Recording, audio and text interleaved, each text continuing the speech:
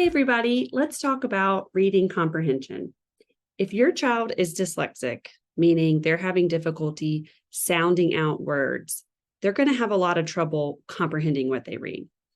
The first thing you need to do is make sure they're getting effective dyslexia therapy to improve their word level reading. Without that, they really will not have an opportunity to truly comprehend what they read. However, there are some things we can do to help our kids build those comprehension muscles, even if they are still an emerging reader when it comes to their word level reading abilities. So the first things first I'd recommend is audiobooks.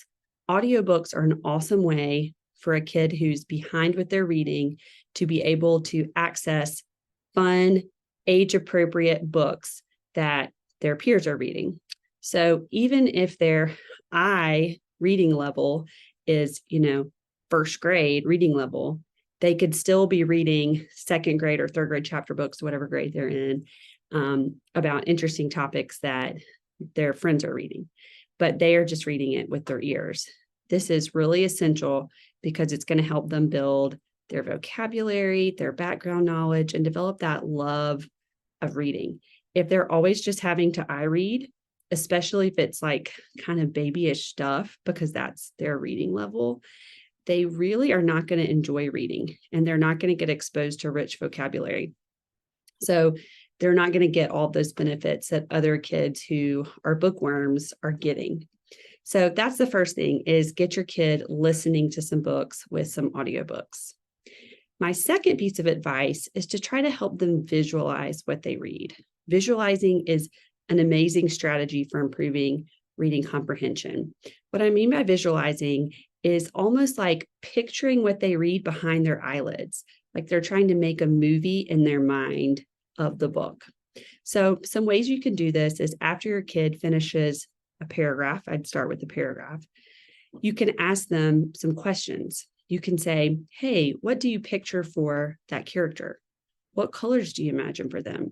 What movement do you see? So using that word, what do you see, or that phrase, what do you see, hopefully that will trigger in your student's mind that they should be picturing what they're reading. And you want to look for evidence that they are really picturing it. Things like when they're describing certain details that they can imagine about the background or the character's clothes or their facial expressions. All of that is really helpful when it comes time to make an inference about something in the book. For example, how is the character feeling? Well, you would know that if you could picture their face and you could see if they were happy or sad or shocked. So visualizing is a great technique, and you can use it with students of all levels. The third thing I would recommend is to try to build your students' background knowledge. If you have strong background knowledge of the topic you're reading about, it is definitely going to positively impact your comprehension. But it's not just enough to activate background knowledge. We need to actively build it in our students, like teach them things, give them the facts and the world knowledge that they need to understand what they're reading. So, for example, right now, my little girl and I are reading The Secret Garden.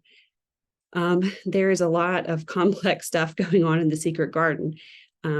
So it's a story about an orphan girl who gets moved to a family member's home on the moors in England.